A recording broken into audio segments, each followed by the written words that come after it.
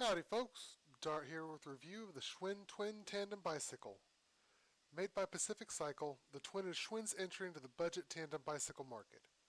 Currently, the Twin is available in medium and large frame sizes from several online retailers, including Amazon, for anywhere from $375 up to nearly $700. Most retailers typically have them for around $500.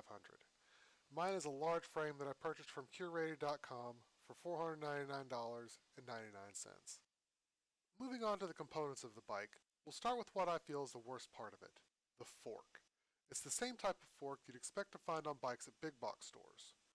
The stanchion tubes are slender and create a lot of flex. When putting a lot of stress on the fork, this could cause the bike to track a bit funky. I haven't personally had this issue as my wife and I don't really ride it very hard.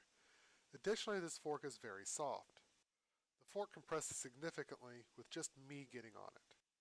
When the bike is weighed down with both riders, it compresses even more, which reduces the pedal's ground clearance. If you're not conscious of your foot and pedal positions, you can strike a pedal or even your toes on the ground, which I've done on several occasions. On a positive note, it does provide for a nice ride on flat ground. Looking above the fork, the Twin comes equipped with a 1 1/8 inch straight steer head tube and a threadless headset. This is topped off with a 2-bolt stem in front, a 4-bolt stem in the back, and 640mm curved handlebars for both front and rear riders. These handlebars are decent bars. However, with my wife and I both being new to riding a tandem, I was having issues with overcorrecting when trying to keep the bike straight. Due to this struggle, I've opted to replace the front bars with 720mm curved bars that have a 5-inch rise. Since switching to these bars, I've noticed a significant improvement in my control of the bike. While looking at the handlebars, let's take a look at one of the reasons I chose the Twin over other offerings from Pacific or from Kent, the shifters. These are the Shimano trigger shifters with integrated brake levers, commonly referred to as brifters. These shifters provide a simple one-click shift that makes going through the gears more enjoyable. In addition, there's no worries about missed shifts due to wet hands like you might get on the twist shifters you typically find on most big box type bikes. At the other end of the shifter cables is a 3x7 drivetrain, making this a 21-speed bike. It has a riveted 3-speed chainring up front, which is shifted by an unbranded front derailleur. In the back, it has a 7-speed freewheel shifted by a Shimano tourney reel derailleur. I'm not sure what the cranks are made of, but they are metal and don't have any plastic covers over thin cranks to give them a mountain bike look. The front bottom bracket is eccentric to allow for adjustment of the timing chain. To slow the bike down, it's equipped with mechanical disc brakes on both the front and rear wheels. The calipers only have one pad adjustment screw, which can make getting the brakes adjusted properly a bit of a pain. However, once adjusted, the 160mm rotors provide adequate stopping power for most situations. They are a bit lacking at higher speeds while going downhill though, as this bike can pick up speed pretty quick. The front and rear wheels are also equipped with a quick release. The Twin is equipped with 26 by 2.125 inch Kenda tires mounted on Schwinn branded aluminum 36 spoke wheels. From the factory, the spokes on mine were tight and have not loosened in the time that I've owned the bike. In addition, they're pretty strong as we routinely ride with over 400 pounds between us and our gear. The saddles are nicely styled and have Schwinn lettering on the seating surface. My wife finds the thick and oddly shaped rear saddle to be uncomfortable much beyond a mile of riding.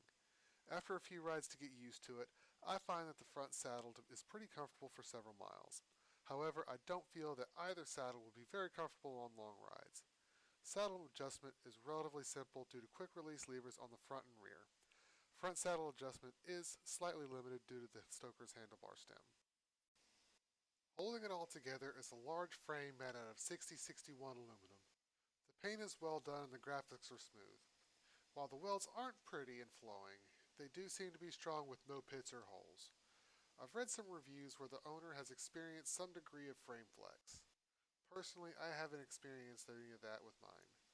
Bring it all together, and this bike weighs in at 65 pounds. If you opt for the medium frame, it should come in at around 43 pounds. As for fit, I'm 5'9", and the large frame is right on the edge of being too big for me up front. I have to have the saddle and stoker stem as low as they'll go for me to ride it comfortably. My wife is 5'8", and while a comfortable riding position for her, she often hits her knees on the rear handlebars.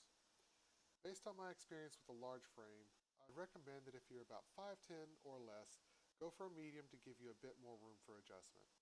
This will also allow for a wider range of potential riders. The Twin is advertised as being pre-adjusted from the factory.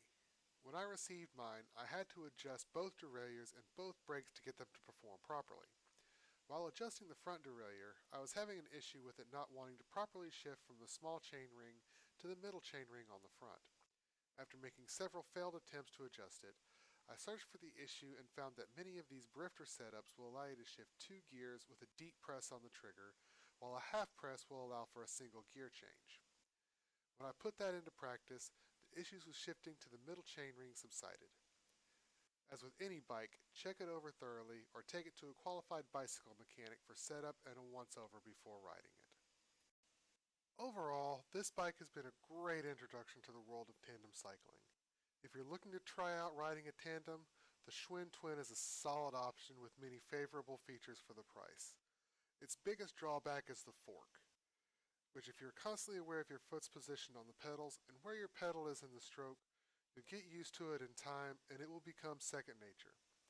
Another option is to swap the fork for an air fork or for a rigid fork with a 1 1/8 inch straight steer.